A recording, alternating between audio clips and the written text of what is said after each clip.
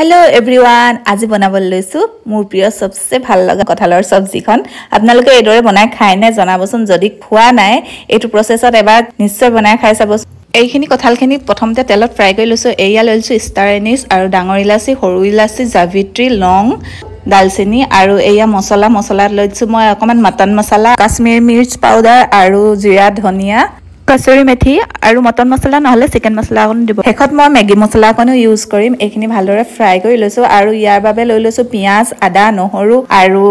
বিলাহী দুটা বিলাহী বেছি নিদিব কম ডাঙৰ হলে এটাই দিব সৰু হলে দুটা দিব বেছি টেঙা হৈ যায় নহলে ইয়াৰ পৰা ভালদৰে তেলখিনি টুকি নমাই লৈছো মই কেৰাহীত তেল দি এয়া গোটা জিৰা আৰু শুকান জলকীয়া আৰু তেজপাত তাৰ পিছতে এইখিনি মই হে পেষ্ট কৰি থোৱাখিনি দি দিছো আদা নহৰু বিলাহীখিনি আৰু এইদৰে ভালদৰে শুকুৱাই লম মানে পেষ্টটো শুকুৱাই যোৱা পিছত এইখিনি মছলাখিনি দি এইখিনিও ভাল অকমান শুকুৱাই লমগে মানে পানীটো মানে হুজোৱা লাগে মছলাখিনি সিজিবলৈ দিম তাৰপিছত নিমখ দি দিছো এই সকলোবোৰ দিয়া পিছত কমেও 10-15 মিনিট মান লৰাই তাৰ পিছত কঁঠাল ভাজি থৈছিল যে এইখিনি দিছো আলুহতে চিকিটা গোটা মছলা দেখাইছিলো হেগিটা খুন্দি লৈ পেলাই নমুৱা আগেগে দিব আৰু ইয়া পানী দি দিছো পানী দি ভালদৰে লৰাই ঢাকি দিছো কঁঠালৰ সবজি কিন্তু টাইম লাগে অলপ বহুত জলদি বনাই থৈ দিলে সোৱাদটো ইমান ভাল নালাগে ইয়া মোৰ সবজি ৰেডি হৈ গল কেনে পালে জনাবলৈ নেপাহৰিব